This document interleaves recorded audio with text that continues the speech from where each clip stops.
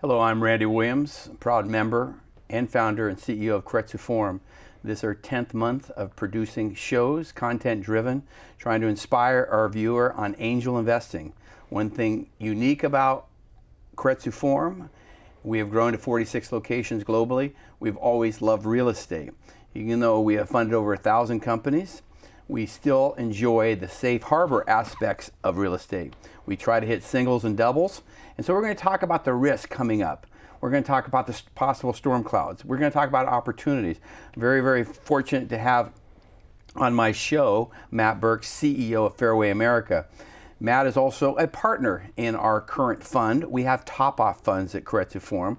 We're not going to necessarily be talking too much about the funds and the activity. Certainly like to talk about, I think, some of the great results we're getting, but I want to talk about what we're going to be looking at next couple of years. This is 2016 in Silicon Valley. We're taping this. What's going to happen in 17, 18?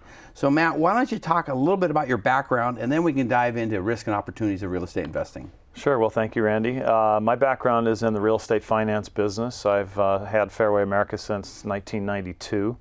Done more than 1,000 small balance real estate deals. A great many of them have been loans secured by commercial real estate. So I've got a large background in real estate finance. I've set up and run 7 pooled investment funds during that timeline, and we also help people around the United States set up their own pooled investment funds. So we small balance real estate entrepreneurs around the country in a variety of different asset classes. If they are interested in setting up a pooled investment fund, we can help them do that. And that really is our origination source to find people that we invest in alongside around the United States. So that's a little bit about my background. So let's try to stay at 30,000 feet for a while, and then we can drill down on specifics. The topic about risk and opportunities, but just some full transparency, I'm a happy investor. I've been investing, I think, 4 or 5 years in your great company, and also now we've created a partnership where we're topping off some of our well, we're topping off tech funds, but in the real estate sector, which you're running for us, tell us about our relationship in regards, for the viewer, what we're doing with Fairway America and Keiretsu Forum. Well, I think that it's a great example of the kind of thing that we do. My involvement in Keiretsu the last 5 years, as we've gotten to know each other, is I know you've had a desire to set up a real estate fund. We helped architect and create the structure of that fund and have come in a partnership. Our role in that whole thing is doing a lot of the origination, the underwriting, the due diligence, the portfolio management on the real estate side, and picking and choosing the investments that go into the fund. Of course, yourself and myself and Nathan and Darius on the investment committee, but really on the origination, the underwriting, and the asset side of the equation. So then let's dive into it, because we've already made 5 investments together, and the return has been spectacular, between 12 and 16%. And there's no promise on future returns, but let's talk about what we're investing in. And I want to have a wonderful, healthy debate, but a lot of them in secondary, tertiary markets. It's hard to get certain returns in very primary markets. So what are the asset classes that we're investing in? Well, I think if I had to say, the most common underlying theme for us is that we deal with non-institutional sized real estate deals. So I think when a lot of people think of real estate, they think of downtown office towers in San Francisco, retail or regional shopping malls and things of that nature. That's really not the kind of thing that we do.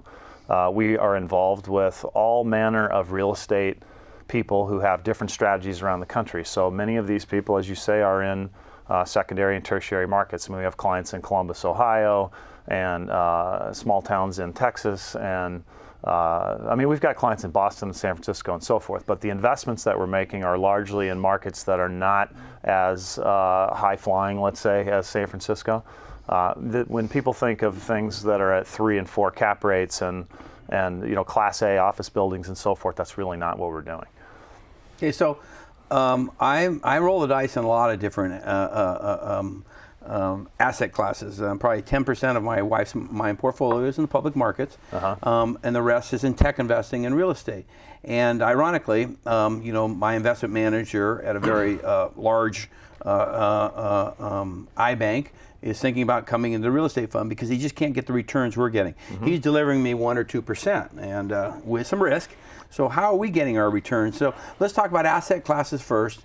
Are we, not a lot of construction risk we're going after, but we're going after multifamily. Tell us about the asset. Well, we'll do some, we don't do really any ground up construction. I mean, I would say that one of the things that we look for, as you said, singles and doubles. I'd much rather invest in things that have fundamental cash flow oriented investments as opposed to things that are highly speculative. Obviously, if you're in a good market, like the last 5 or 6 years, the market's been going up and up and up. So pretty much everybody who's been in the real estate space has been very successful for the last several years. As you say, there are storm clouds on the horizon. I mean, I'm seeing things in some of the primary markets, particularly San Francisco, Seattle, Miami, New York.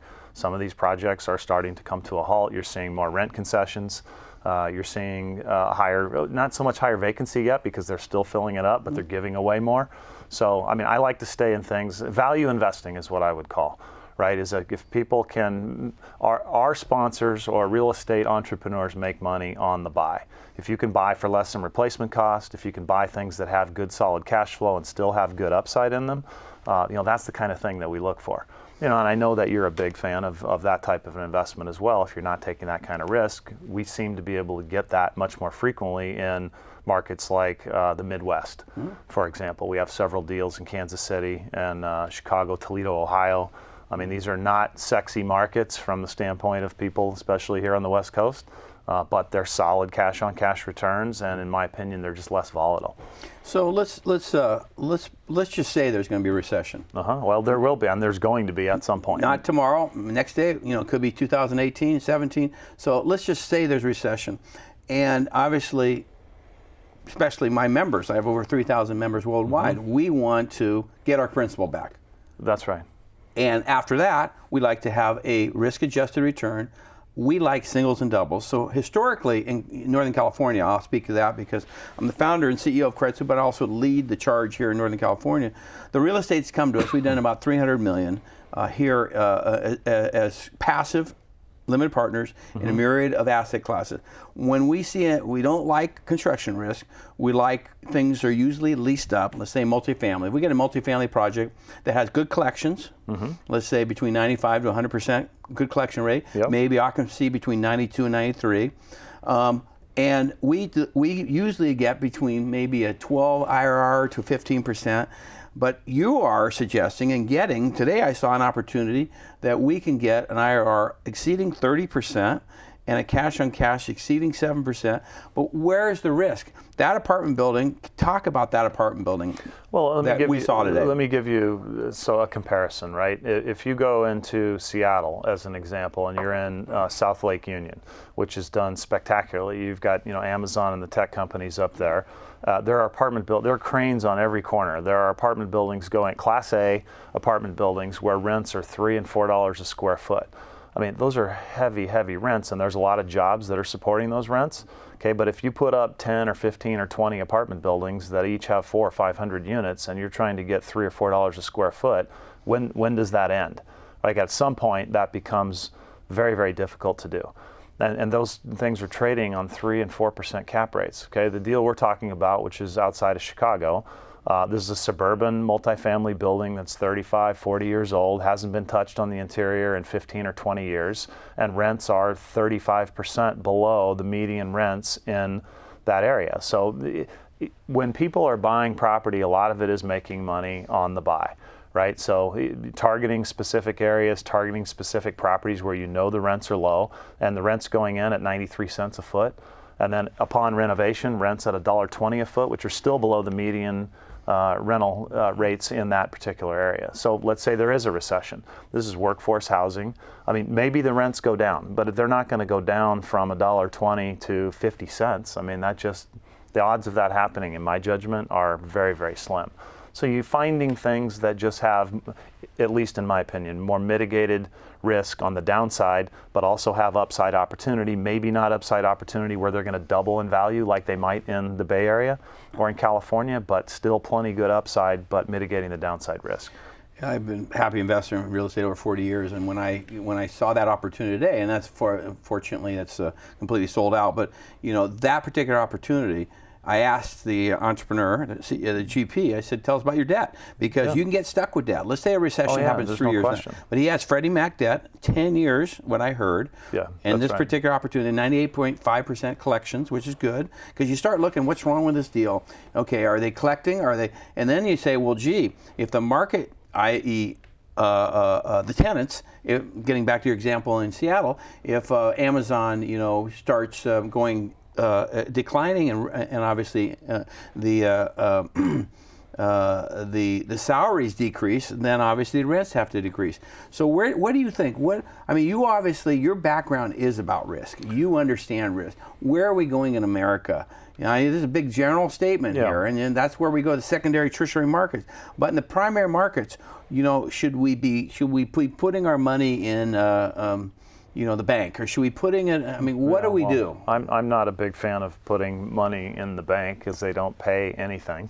I think that finding investments in the real estate sector that are not correlated to the equity markets, which are increasingly difficult for people to figure out. I read an article in the Wall Street Journal the other day talking about how everything's going to traded funds, and being the stock picker is becoming a thing of the past. In the real estate space, one thing I've always liked about real estate is you can look at the numbers and you can see fundamentals. It costs so much money to build it. It costs so much to rent something. And all the math ties back together. And when the math stops making sense, that's really when you shouldn't be investing in that piece of property. But people tend to think in markets like this that it's just going to continue to go up and up and up.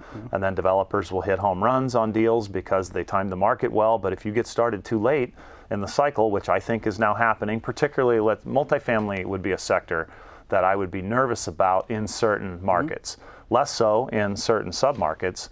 I take the approach that I don't think there is like a real estate market. There are a lot of small submarkets in real estate all over the United States, and even in different categories of real estate. So for example, we have a lot of entrepreneurs who are buying distressed debt. Okay, well, that was big business back in 2009 and 10 when people were trying to get rid of fire sale, right? People were under duress, having to sell assets. A lot of people were doing that. That didn't materialize as much as they thought it was going to around this time because of all the CMBS debt that came due, and the market seemed to recover pretty well. But when the market now turns the other way, that business starts to come back. So there are people who have done that for years and years and years, who are really good at what they do. I want to know who that person is so that when the market does turn around, I already have access to that person so that we can invest alongside that individual. So I don't feel like real estate necessarily, obviously making investments in today's market is challenging because there's a lot of money chasing deals and chasing yield. But as the market starts to cool off, I think you're going to see, it's not that there won't be some pain for certain people, but there will also be opportunities at that time as well. Okay, so this is 2 segments. We have a very short time to finish off. Now we're going to talk about asset classes. What you like, Matt Burk, CEO of Fairway America, out of Portland, and I'm out in the Bay Area. What you like in America as far as asset classes, areas, sponsors. We can't name names, but also I want to know that you believe in these sponsors. You're putting skin in the game. Is that correct? Oh, yeah. Fantastic. Of course. Good. So it's great having you on the show. It's great to be here. Now what we're going to do is drill down on more risk and more opportunity in 2016, 17, and beyond. Sounds good. Thank you, Matt.